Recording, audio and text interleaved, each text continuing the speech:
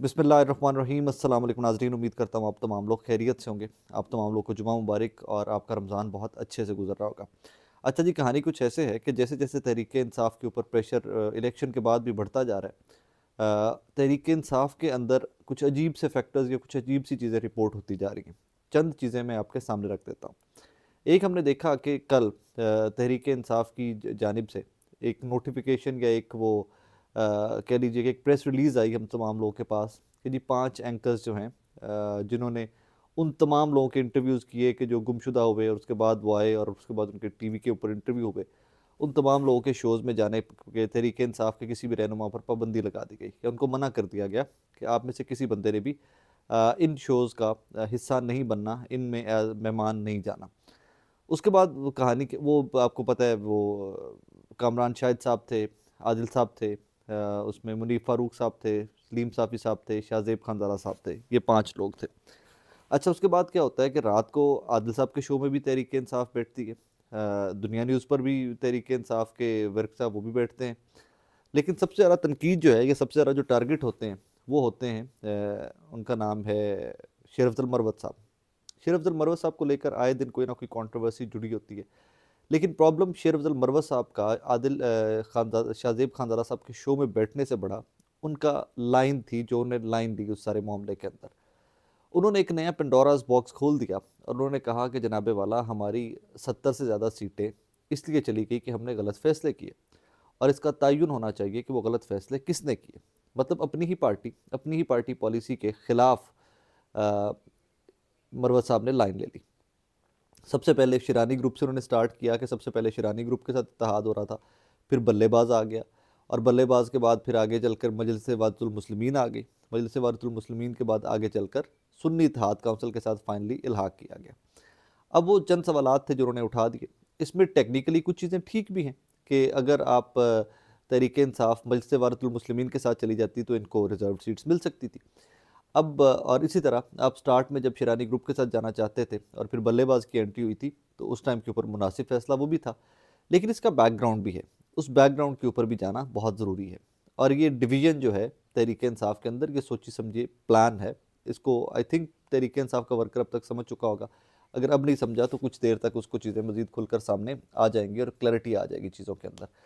कहानी कुछ ऐसे है जनाबे वाला कि इसका जवाब बड़ा अच्छा दिया है तहरीक इंसाफ की नौजवान वकील नईम दरपन जोहता ने। उन्होंने कहा जी कि जब बल्लेबाज के साथ किया गया इल्हाक, तो यह इत्तेहाद किया गया और जब हमने डिसाइड किया कि हम उनकी पार्टी के साथ इल्हाक करके उनके टिकट के ऊपर इलेक्शन लड़ेंगे, तो उस टाइम के बाद बल्लेबाज के साथ क्या हुआ। अगला सवाल या अगला जो आर्गूमेंट है वो इससे भी कहीं ज़्यादा स्ट्रॉन्गर है। वो ये है कि मजलिस वारिसुल मुस्लिमीन, उनको रिजर्व सीट्स कितनी दी गई। बाकी पार्टियों को भी एक एक सीट के ऊपर, जिनकी एक एक रिजर्व नेशनल असम्बली की जीती हुई सीट थी केपीके के अंदर, पीपल्स पार्टी को सीटें मिल गई, मजलिस वारिसुल मुस्लिमीन को रिजर्व सीट क्यों नहीं मिली। सो बेसिकली टारगेट क्या था? टारगेट थी तहरीक इंसाफ। वो किसी भी तरह से आप इल्हाक कर लेते, किसी के साथ भी कर लेते, तो वहाँ पर तोड़ फोड़ का सिलसिला या वो विक्टिमाइज करने का सिलसिला जो वो जारी रहता। That is how Naeem Haider Johta sahab addressed it, and I think it does make sense. इसकी कुछ अकल में बात आती भी है कि जनाबे वाला मामलात इतने सादा नहीं थे जिस तरह शेर अफजल मरवत साहब पोर्ट्रे करने की कोशिश कर रहे हैं। अब शेर अफजल मरवत साहब को लेकर तहरीक इंसाफ का अपना वर्कर जो है वो डिवीजन उसमें दिखाई देती है। एक तरफ तो मरवत साहब के चाहने वाले तहरीक इंसाफ के अंदर बहुत ज़्यादा है, क्योंकि उनमें बहुत सारी चीज़ों में उनके स्टांस में क्लैरिटी बहुत होती है। ही मेक्स सेंस के येस और नो वाले मामलात में होती है। But at the same time जब उन्होंने पार्टी पॉलिसी से इंटायरली हटकर लाइन ले ली है, तो उसके बाद कुछ फैक्टर्स इस तरह के हैं कि जो पहले आहिस्ता आहिस्ता दबे अल्फाज के अंदर शेर अफजल मरवत साहब की पार्टी के अंदर एलिवेशन, जो जितनी जल्दी वो मकाम बनाने में कामयाब हुए, उसके ऊपर सवाल उठाते थे। कल रात से शाहजेब खानज़ारा साहब के शो के बाद शेर अफजल मरवत साहब के ऊपर खुलकर सवाल उठाए जा रहे हैं, खुलकर सवाल। अब दो चीज़ें मैं आपको उनको रिलेट करके देता हूँ, it would make sense, it would make better sense. इसी तरह सेनेट का इलेक्शन आया है। सेनेट का इलेक्शन आया है तो उसके अंदर भी बहुत सारे लोगों को, एक वो नौजवान है तहरीक इंसाफ के अज़हर मशवानी, जिनको आपने देखा माजी में भी गायब हुए काफ़ी देर, फिर उनके भाई और उनके वालिद जो हैं वो भी गायब रहे काफ़ी देर। अब पता नहीं मशवानी कहाँ पर हैं, लेकिन डिजिटल मीडिया के ऊपर भी एक्टिव हैं। वो रिलीज़ हो गए थे, वो रिहा हो गए थे एट दैट टाइम। उनके कुछ डिजिटल मीडिया के लोगों ने कहा वो डिजिटल मीडिया की लीड रहे, तहरीक इंसाफ को लीड करते रहे, तो बहुत सारे लोगों ने कहा जी कि अजहर मशवानी के और उनकी फैमिली के ऊपर जो जुल्म हुआ है उसके बाद उनको सेनेटर बनाना चाहिए, बिकॉज सेनेट के इलेक्शन चल रहे हैं एवरीथिंग। सेनेट के इलेक्शन को लेकर भी जब अजहर मशवानी का नाम सामने आया तो एक एक्सटेंसिव कैंपेन अजहर के खिलाफ भी हमें नजर आई कि जी अजहर तो ट्रेंड्स बनवाता है, अजहर तो पार्टी के अंदर फूट डलवाता है।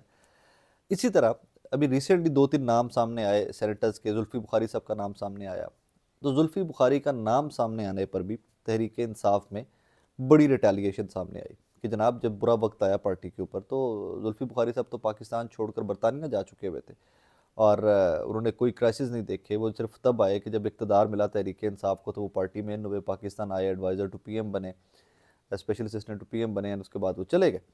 अब इसी तरह हर वो डिसीजन जो पाकिस्तान तहरीक इंसाफ या अब सुन्नी इत्तेहाद काउंसिल ले रही है उसके अंदर दो धड़े नज़र आ रहे हैं। एक और मिसाल ले लीजिए इसी की।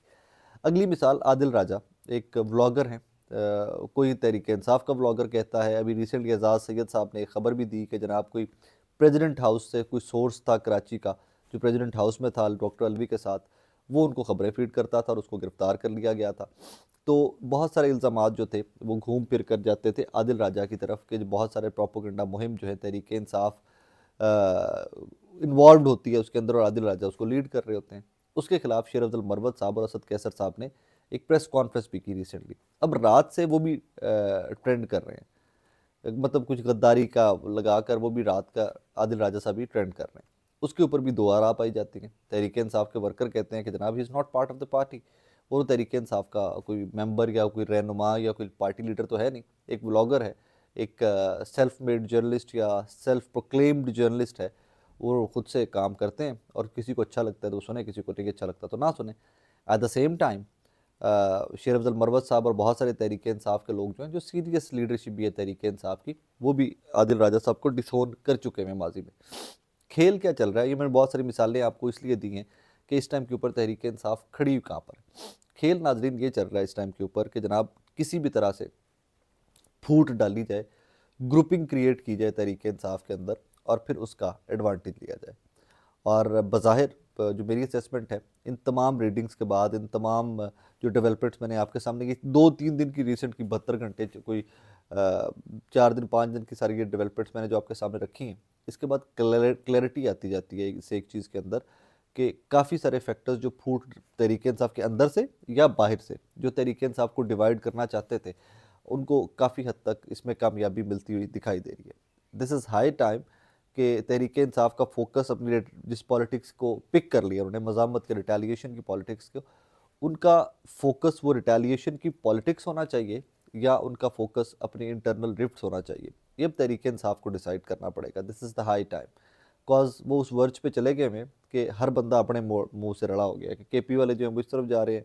क्योंकि अभी रिसेंट के लिए मिन गंडापुर साहब की वज़ीर-ए-आज़म से मुलाकात हुई, शहबाज शरीफ साहब से, उसके ऊपर भी बड़ी तनकीद आई। उसके ऊपर भी कहा गया कि जी ये क्या चक्कर है, ये वो उन लोगों से मिलता फिर रहा है जो हमारी औरतों के ऊपर तशद्दुद करवाते रहे and all that.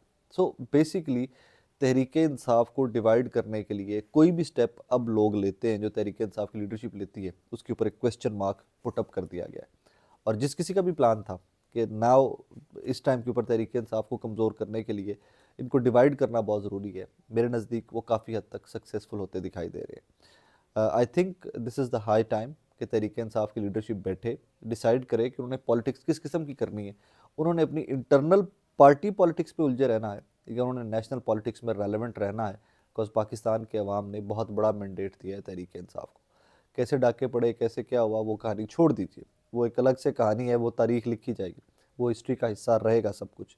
But Tehreek Insaf उस ट्रैक के ऊपर नहीं जा रही कि जिसमें कह लीजिए कि कल को वो अपने अगराज़ो मकासद, सियासी अगराज़ो मकासद जो है वो ईज़िली अचीव करने में मुझे नज़र नहीं आता कि अगर वो इसी डिवीजन के साथ चलते रहेंगे तो वो तो ग्रुप्स के अंदर ग्रुप्स के अंदर ग्रुप्स फर्दर डिवाइड से डिवाइड होते जाएंगे और इसका नुकसान उस मैंडेट को होगा कि जो पाकिस्तान के लोगों ने इनको दिया है।